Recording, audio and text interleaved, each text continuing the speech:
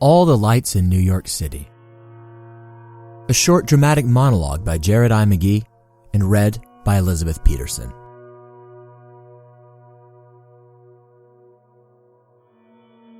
Hello, no one is available to take your call. Please leave a message after the tone. Hi. I knew you wouldn't be home, but I also needed to talk to someone, even if it is just your answering machine's mechanized version of you.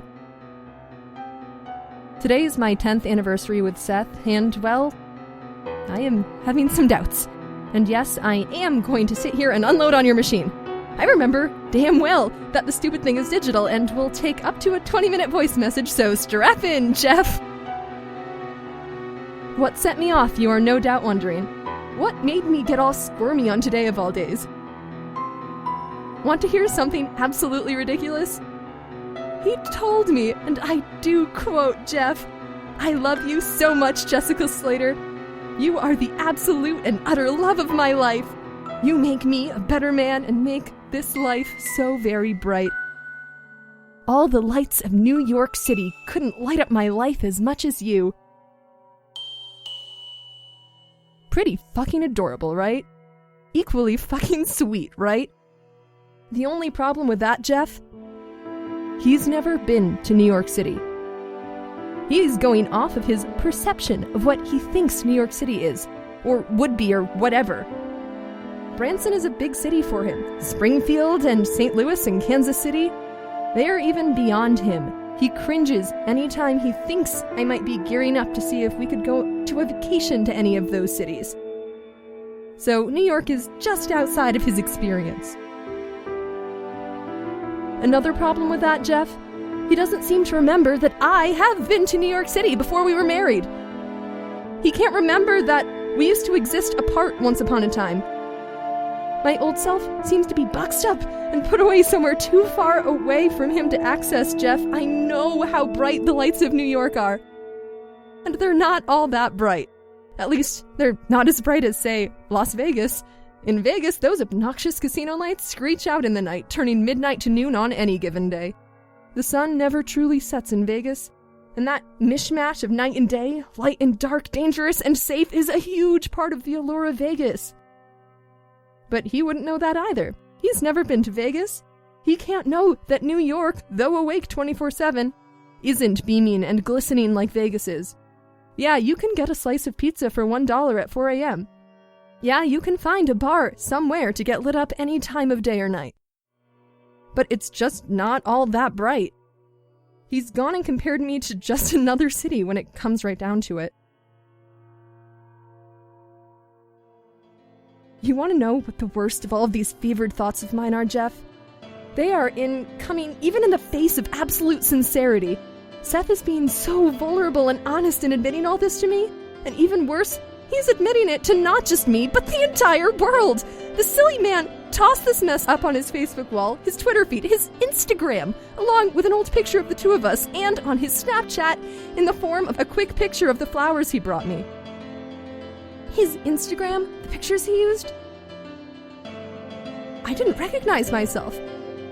I was gorgeous once, Jeff. Remember that? I worked out 4 times a week. I was so skinny. Since those pictures were taken, my glasses, my thighs, and my head have all gotten thicker. So has my skin. Some of the chief aspects of my life that would have been untenable, even 3 years ago, have become the norm. Oh, it makes me nauseous. Like, actually.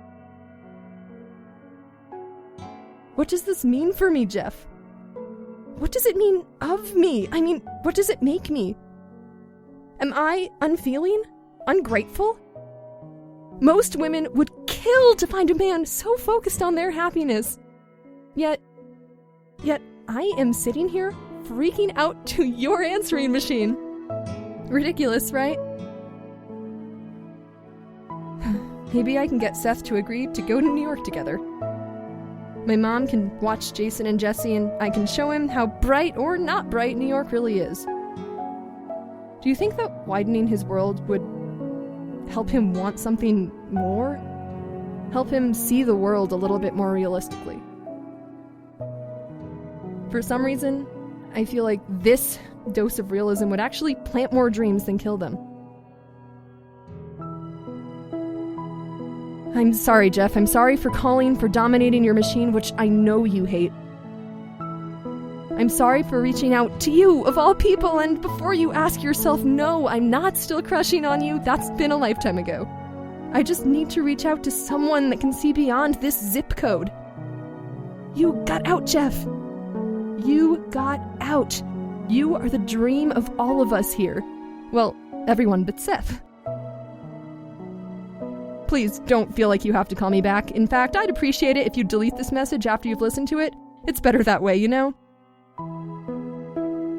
I miss you, Jeff. I miss our friendship. Seth is planning on having some people over for beers and barbecue soon. I know you're only ever in town during the summers to see your mother, but that's pretty soon if I'm doing my calendar math right. And we'd love to have you show up to the little celebration, if that's not too weird. Well, I guess I'll go now. Thank you again, and I'm sorry again. Happy anniversary to me. Goodbye, Jeff. Love you, kid.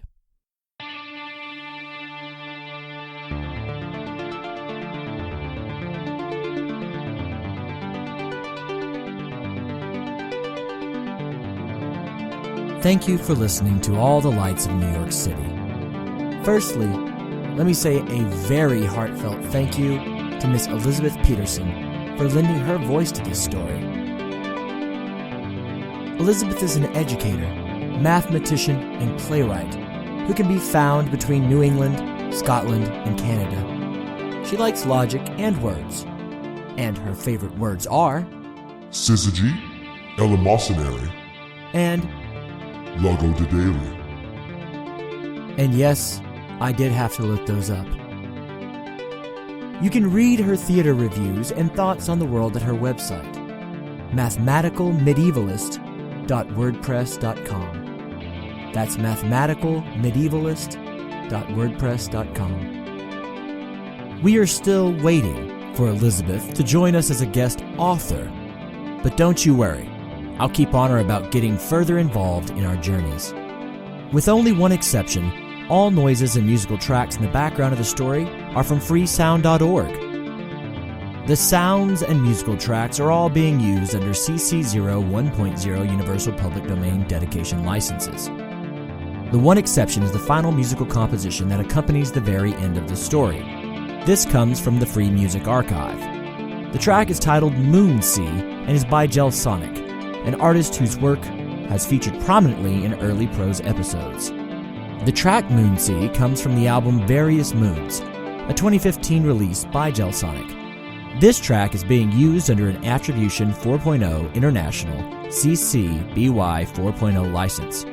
For more music by Gelsonic, go to Free Music Archive or directly to gelsonic.com. That's GELSONIC.com. Next up, we have some more riveting progress from Tilo in our next installment of Ants of the Fire, The Legend of Tilo, a novel by Jack Lee.